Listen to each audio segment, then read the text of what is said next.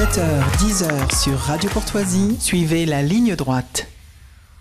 La gouvernance d'Emmanuel Macron a été marquée par de nombreuses crises sanitaires, crise sociale, avec les gilets jaunes, crise agricole, narcotrafic et émeutes Nouvelle-Calédonie. Et je vous propose de faire un point sur l'art et la manière de maîtriser ou non ces crises avec nos trois invités, Charles Prats, Benjamin Cauchy et Émy Font. Bonjour.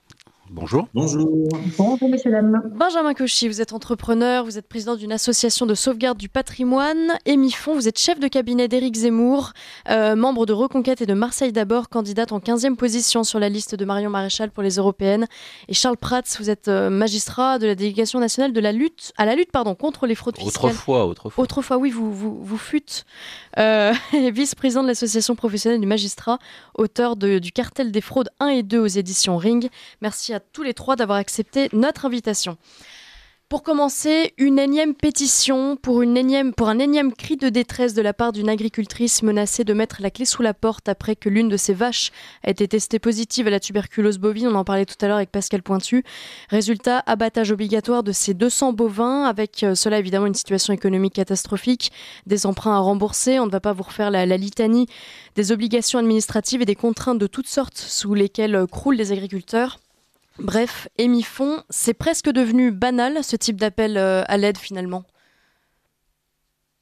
Exactement, c'est exactement ce que j'allais dire. Vous m'enlevez les mots de la bouche. Donc, vous avez vu ce message comme moi de Delphine sur les réseaux sociaux, cette agricultrice qui nous émeut tous, qui évidemment nous prend les tripes, comme à chaque fois que je vois une vidéo avec un agriculteur. Vraiment, c'est terrible. La crise agricole date là de février, mars. C'était hier.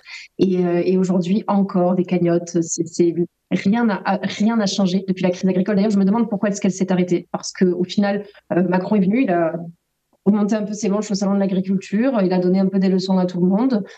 Il avait annoncé les plans d'urgence de trésorerie, la simplification des normes, les revenus planchers.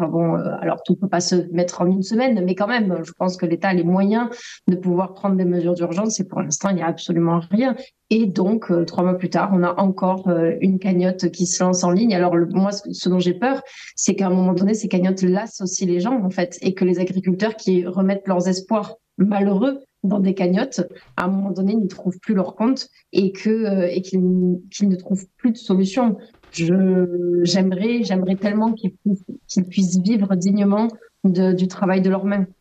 Ouais. Benjamin Cauchy, l'Europe a été traversée par une longue crise agricole. Ce fut le sujet majeur de la campagne des européennes. Aujourd'hui, on n'en parle plus. Est-ce que pour vous, les dirigeants ont pris la mesure de cette détresse ou pas du tout ? Bonjour Maud et bonjour à tous. Je ne pense pas qu'on n'en parle plus, c'est tout simplement que les médias ne s'en font plus l'écho. Donc quand vous dites on, c'est peut-être vous journalistes, mais en tout état de cause, sur le terrain, notamment en Occitanie, je peux vous assurer que les panneaux sont toujours retournés. Régulièrement, c'est une réalité sur le terrain.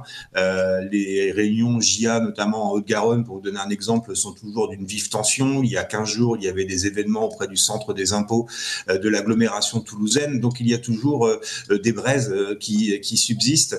Et force est de constater que les avancées, soi-disant, du gouvernement sur la crise agricole sont finalement un aveu d'échec, un constat d'impuissance, puisqu'aujourd'hui, ils ont remis les clés du camion à l'Union européenne et que au regard de cette difficulté que traversent les exploitants agricoles depuis des dizaines d'années, puisqu'aujourd'hui il n'y a plus que 450 000 exploitants agricoles. Je me souviens à l'école primaire quand j'ai dû apprendre les mêmes chiffres, ça devait être à peu près le double, donc il y a une trentaine d'années. Donc je crois vraiment qu'il y a une urgence à résoudre la crise agricole et force est de constater que le gouvernement n'en a pas les moyens. La seule chose qu'ils ont réussi à nous pondre quand même, c'est un observatoire de la haie.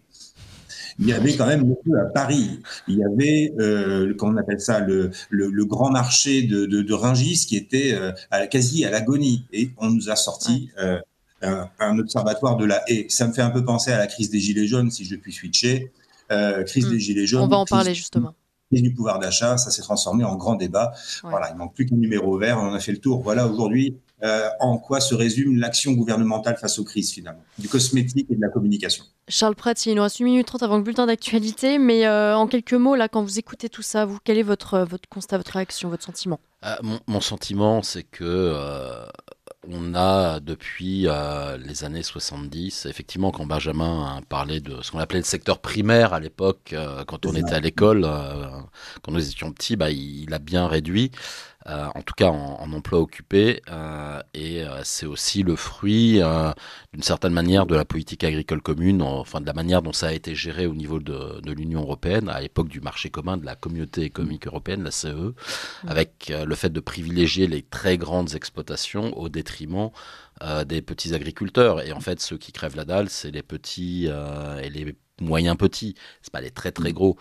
C'est vrai que c'est très problématique, et le problème c'est qu'on n'a pas non plus de sous. J'entendais Émifon dire oui, on a les moyens, l'État a les moyens.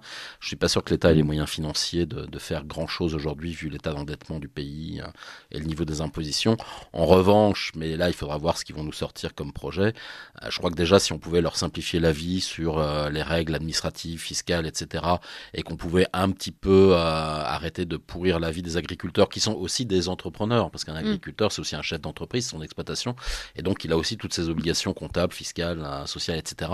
Si on pouvait un petit peu leur simplifier la vie là-dessus, ça leur ferait un peu de vacances, même si malheureusement ça ne règle pas le problème du fait qu'ils doivent avoir des gros investissements, des investissements lourds avec du coup des emprunts souvent auprès du Crédit Agricole, historiquement, et que derrière, si vous ne sortez pas le chiffre d'affaires et les bénéfices pour rembourser vos emprunts, à un moment donné, vous avez un espèce d'effet ciseau, vous êtes dedans, quoi.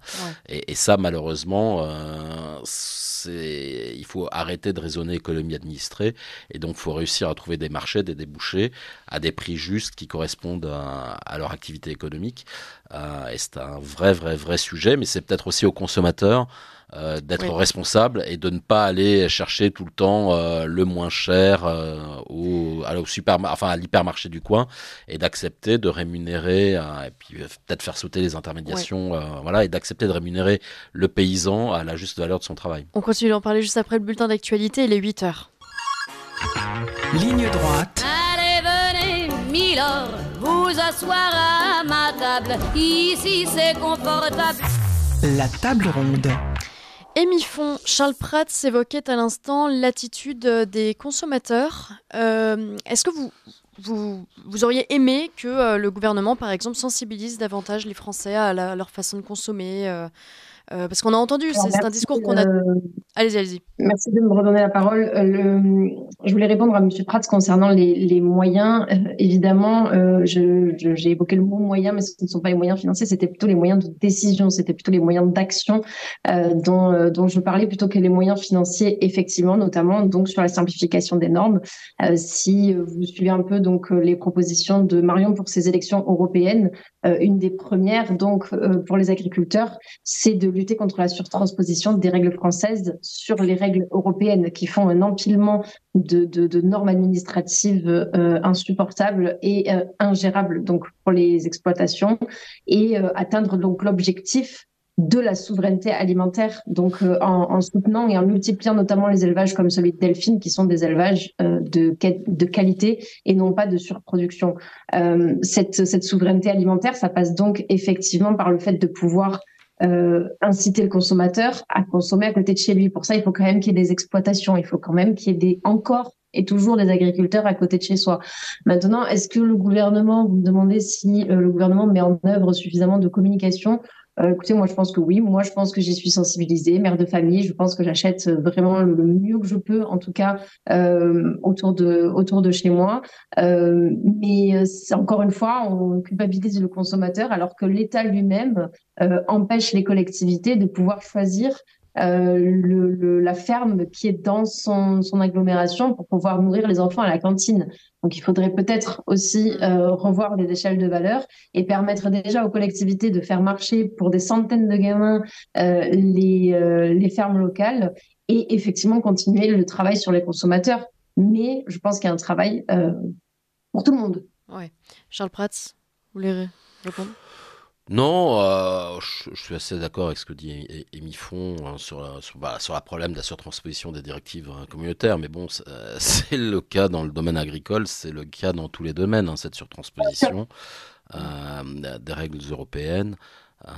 Voilà, c'est la France veut être le bon élève et puis bon, parfois l'administration qui n'a pas forcément réussi à obtenir quelque chose en négo à Bruxelles lors des négos des directives va profiter de la transposition pour imposer un certain nombre de choses qu'elles n'avaient pas réussi à avoir en arbitrage avant. Enfin, moi, après, on rentre dans un certain nombre de techniques administratives bien classiques.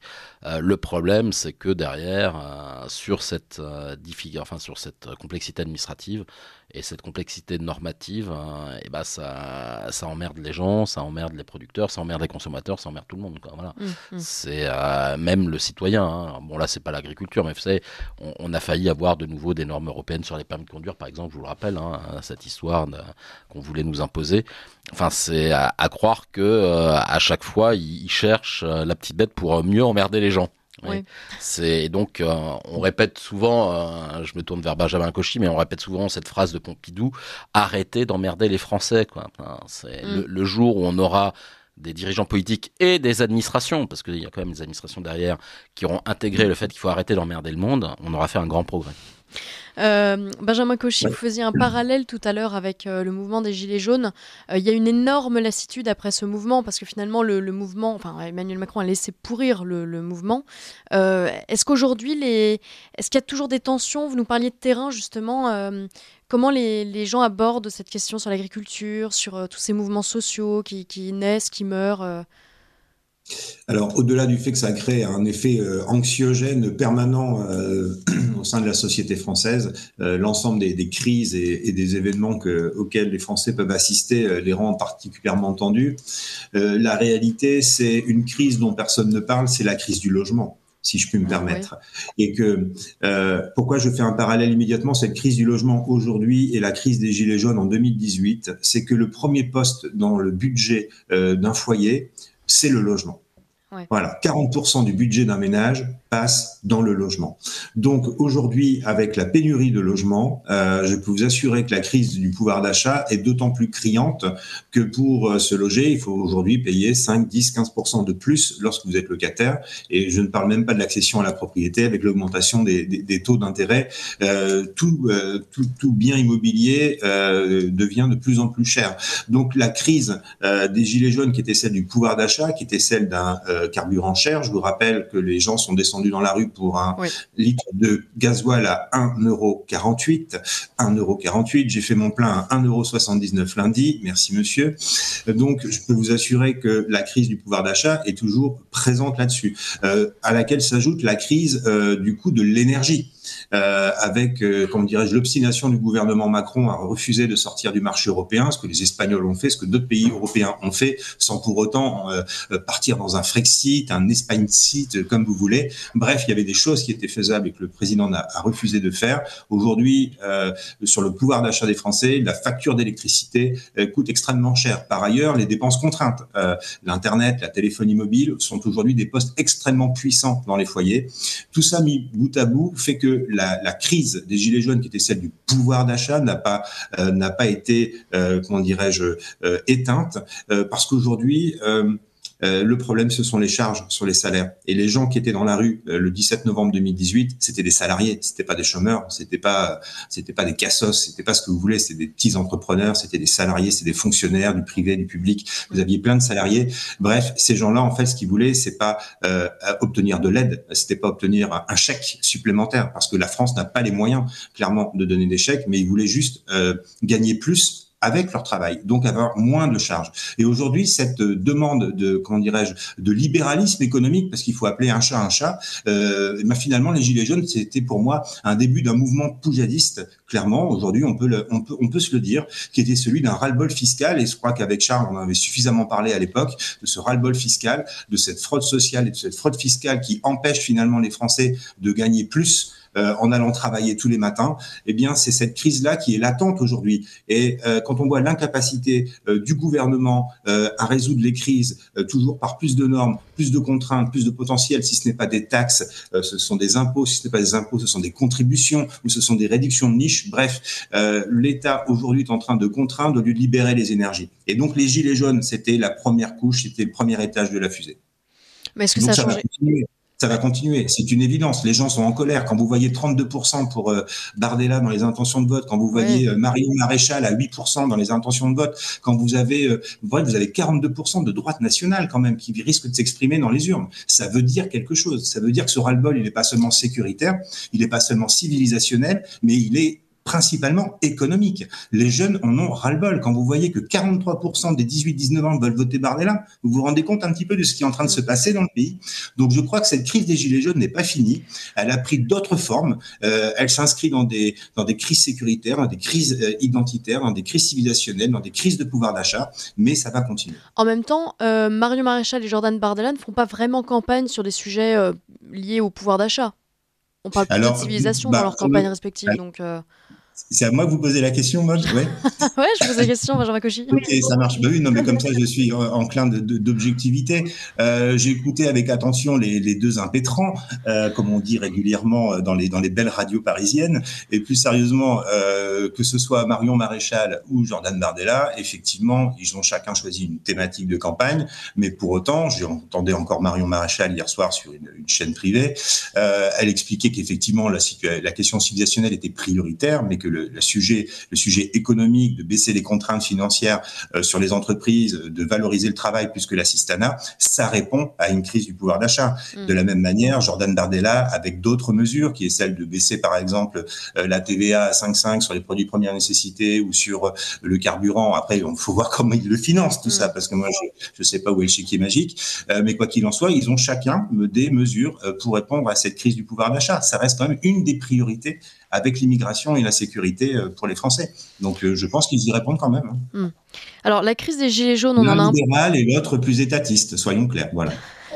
On a parlé de la crise des Gilets jaunes tout à l'heure, on va pas refaire la chronologie des événements. Et mi-fond, cette période a marqué une profonde rupture entre Emmanuel Macron et le peuple français. Mais est-ce que ça a changé quelque chose fondamentalement? En fait, on en parle depuis tout à l'heure.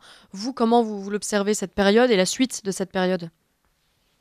Alors déjà, je peux qu'approuver ce qui vient d'être dit par les deux intervenants, mais je pense que Emmanuel Macron, donc au moment de la crise des Gilets jaunes, comme au moment de la crise des agriculteurs, mais vraiment plus au moment de la crise des Gilets jaunes, et même sanitaire d'ailleurs, il a fait la même chose en fait. Il laisse se déliter la crise. Il laisse les puissances d'extrême gauche prendre la main. Et pour les Gilets jaunes, c'était criant. Moi, j'ai une famille qui a été sur les ronds-points, une famille qui vit dans la terre. Ils ont eu honte, en fait, aujourd'hui, de dire qu'ils ont été Gilets jaunes. Pourquoi? Parce que tant les médias qu'Emmanuel Macron ont réussi à faire croire à ces gens-là qu'ils sont comptables du bilan de toute la casse et de toute l'image de fin des Gilets jaunes, du caillassage de la police, des destructions d'avenues entières, du pillage des magasins.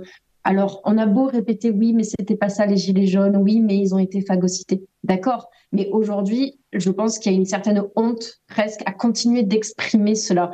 Benjamin Cauchy parlait donc du prix de l'essence. Vous avez de la chance parce que moi, hier, j'ai mis de l'essence à 1,94. Il faut déménager, il faut venir en Occitanie. C'est sûr que... Donc, 1,94 hier. Et puis, on continue d'aller mettre le plein, en fait. Donc, que ce soit l'essence, que ce soit l'électricité, que ce soit les courses, moi, à mon propre niveau, encore une fois, en tant que mère de famille, je fais mes comptes comme tout le monde, quoi. Et je pense qu'aujourd'hui, tous les gens qui ont eu le courage de descendre dans la rue et d'être des Gilets jaunes, aujourd'hui, en ont honte. Ils ont honte de continuer parce qu'on leur a fait croire qu'ils se plaignaient, on leur a fait croire qu'ils voulaient justement de l'assistanat, etc. Et en plus de ça, on leur a mis sur le dos la violence de la crise. Donc aujourd'hui, ils restent chez eux et puis ils souffrent en silence, en fait. On ne les entend plus. Alors, on a recommencé à entendre un peu les agriculteurs en début d'année, et puis ça s'est arrêté un peu trop rapidement à mon goût, sincèrement. Je sens sortir réel de crise. D'ailleurs, c'était l'ouverture du sujet. Mais quoi qu'il en soit, on peut résumer toutes ces crises, que ce soit celles sanitaires, gilets jaunes, police, prison, démocratie, logement dont vous parliez. Toutes ces crises, le président de la République ne les a pas vues venir, ne les a pas anticipées, et voire même les a ignorées, en fait, complètement. Le pays est sous une tension maximale depuis Macron. C'est tous les gens les uns contre les autres sur tous les sujets, tout le temps. Je pense qu'on a vraiment besoin aujourd'hui de remettre du beau et du responsable dans la politique, d'aimer les Français, d'aimer ce qu'ils ont et de les faire s'aimer aussi entre eux. On a besoin de dirigeants politiques qui comprennent cela. Pour ma part, ça passe évidemment par Marion Maréchal et Éric Zemmour. Alors, on a besoin, si je puis me permettre, on a besoin d'amour, mais on a besoin d'ordre aussi. Hein. Alors, avant de vous rendre la parole, Benjamin Cauchy, parce que je crois que vous vouliez réagir, Charles Prats, on vous a pas encore trop entendu sur cette question-là. La question, elle est très claire. Je veux dire, si vous raisonnez un peu en termes macro, je vais vous résumer la situation de la France avec un constat, c'est que le salaire moyen en France, c'est le seuil de pauvreté en Suisse. Voilà. Moi, vous savez, je vis entre Paris et la Haute-Savoie. Alors, je connais bien la situation frontalière suisse, genevoise. Quand j'étais petit, je vivais là-bas. Et aujourd'hui, il faut le savoir, c'est qu'aujourd'hui, le salaire moyen français, c'est le seuil de pauvreté en Suisse. Voilà, donc... quand la plupart des gens gagnent 1500 ou 2000 balles par mois aujourd'hui avec le coût de la vie, eh ben, ils sont pauvres. Oui, voilà. Ouais. Et donc la vie est difficile, et donc c'est très compliqué. Tant qu'on n'aura pas intégré le fait que dans ce pays, il faut que le travail paye, il faut que les salaires augmentent, on s'en sortira pas, quoi. Voilà. Mais après, c'est très difficile de relancer tout ça. Et Benjamin l'a bien dit, il parlait tout à l'heure de la crise des Gilets jaunes, depuis le départ, on y était. C'était une révolte de droite, les Gilets jaunes. C'était une révolte antifiscale, parce que les gens avaient compris que ce qui massacrait leur pouvoir d'achat, c'était la taxation. C'était la taxation sur l'essence, c'était les taxes sur les automobilistes. Les automobilistes sont les vaches à lait de ce pays. Et ça va continuer, parce que là, on passe à la voiture électrique. Vous allez voir qu'ils augmenteront les taxes sur l'électricité, parce qu'une fois que vous aurez moins d'essence consommée, l'État, qui a bien sûr besoin de se goinfrer, parce que les dépenses publiques sont ce qu'elles sont et leur état d'endettement est ce qu'il est, ils vont augmenter les taxes sur l'électricité ou sur les déplacements, etc. Donc, et ça va mal finir. Et ça va mal finir. Parce que c'est comme ça que les révolutions commencent. C'est quand l'État est dans une situation financière catastrophique, qui commence à pressurer dans tous les sens, que ça se passe pas bien. Pour l'instant, les gens ont à manger. Vous savez, c'est toujours pareil. Tant que la population, tant que le peuple mange, ça se passe à peu près bien. Le jour où il peut plus manger, c'est là que vous avez les révolutions qui commencent. Donc, si vraiment on rentre dans un système où les gens n'ont plus à manger, ou n'ont plus les moyens de se payer à manger, de se loger, etc., ça va commencer à être très, très dur. Et on s'approche de cette situation ? Économiquement, de toute manière, quand vous voyez la tête des revenus, le chômage, on dit que le chômage baisse, mais bon, il n'y a jamais eu autant de personnes indemnisées par France Travail maintenant, et non plus Pôle emploi. Je sais pas, ouvrez les yeux, quoi. Baladez-vous, il faut sortir du quartier des ministères à Paris, et puis il faut aller voir un peu ce qui se passe sur le terrain, puis il faut causer avec les gens, et voir la vraie vie des vrais gens, comme on disait à l'époque, et ça se passera pas bien. Donc effectivement, là, peut-être y aura-t-il un choc électoral. Le problème, c'est que les gens n'utilisent pas leur bulletin de vote, finalement, et ils vont plutôt ne pas voter plutôt que d'aller voter. Mais à un moment donné, c'est comme ça que les ruptures politiques et sociales arrivent. Et je pense qu'on n'est pas très très loin de ce type de rupture, sauf à avoir une alternance franche en 2027, et une alternance, c'est pas simplement droite-gauche, etc. C'est une alternance réelle, notamment dans la pratique et dans les priorités qui seront celles du futur gouvernement et de la future administration, parce qu'encore une fois, on est en France, on est dans un pays qui est très administré, ça date de Richelieu, ça a beaucoup de bons côtés, ça a permis à la France de traverser les chocs historiques depuis des siècles, mais il faut aussi avoir conscience que le politique n'est pas véritablement décisionnaire, et que beaucoup de choses se décident au niveau de la haute administration, et c'est là-dessus qu'il va falloir travailler, c'est changer les mentalités, changer les priorités, et peut-être changer les femmes et les hommes d'un certain nombre de secteurs de la haute administration, pour prendre enfin en compte l'intérêt de la population, l'intérêt de la France, qui est malheureusement un peu perdu de vue depuis quelques décennies. Ouais. Benjamin Cauchy. Oui, effectivement, j'ai l'habitude de dire depuis quelque temps que subi ou choisi, 2027 sera libéral. Donc, il y a une nécessité face au mur de la dette. Je crois qu'effectivement, il y aura des réformes non pas budgétaires et cosmétiques de rabotage. Là, on entend parler des 20 milliards qui vont être tronqués sur une annulation d'indexation des retraites, sauf erreur de ma part, sur l'inflation pour aller gratter 20 milliards l'année prochaine. C'est des réformes structurelles qu'il faut se poser la question. J'entendais Ciotti hier qui disait on va privatiser la SNCF. Mais vas-y, banco, c'est pas comme la mention de censure, on va pas l'attendre 2 ans. Donc Éric Ciotti, allez-y, privatiser la SNCF. J'entends Quentin Bataillon parler de la holding de France Télévisions, du regroupement du service public. Banco, faut privatiser. Je crois qu'à un moment donné, il va falloir aussi se poser la question de où doit-on mettre l'argent des contribuables. Est-ce que l'argent des contribuables est là pour financer France Inter? Est-ce que l'argent du contribuable est là pour financer des cours de chorégraphe? J'entendais Rachida Dati dire qu'elle allait augmenter les subventions aux chorégraphes. Mais c'est formidable, c'est vrai qu'on a tellement de pognon qu'on va faire ça. 1,5 milliard pour que l'eau de la Seine soit potable, pour que Madame Hidalgo aille faire ses petites ablutions. Bon, écoutez, je crois sincèrement que quand vous voyez des Français qui, le 10 du mois, 40% des Français sont quasiment à découvert le 10 du mois, c'est une réalité, et que vous voyez des gabegies comme ça, je crois que le virage libéral, il est inéluctable. Donc ceux qui prétendent pour les mois et années à venir à résoudre des crises en réduisant des fiscalités de 0,5 points de marge ou autre, ça ne sert à rien. Il faut taper dans la butte. On n'est pas des Argentins, mais je crois qu'il y a quand même un virage à prendre. On est bien d'accord, nous ne sommes pas des Milei, mais pour autant, je crois qu'on peut s'en inspirer parce que honnêtement, il y a des résultats. Voilà, absolument. Alors écoute, on va parler très rapidement de la crise sanitaire quand même. C'est la crise qui nous a permis, si on en doutait encore, de nous rendre compte à quel point l'État nous prenait pour des jambons. Restrictions lunaires, confinement, vaccination, ce sont des mots-clés que l'ARCOM n'apprécie pas, donc je ne vais pas aller plus loin. En revanche, sur le niveau de consentement des Français, qu'est-ce que ça a révélé, Émifon, pour commencer ? Le niveau de consentement des Français.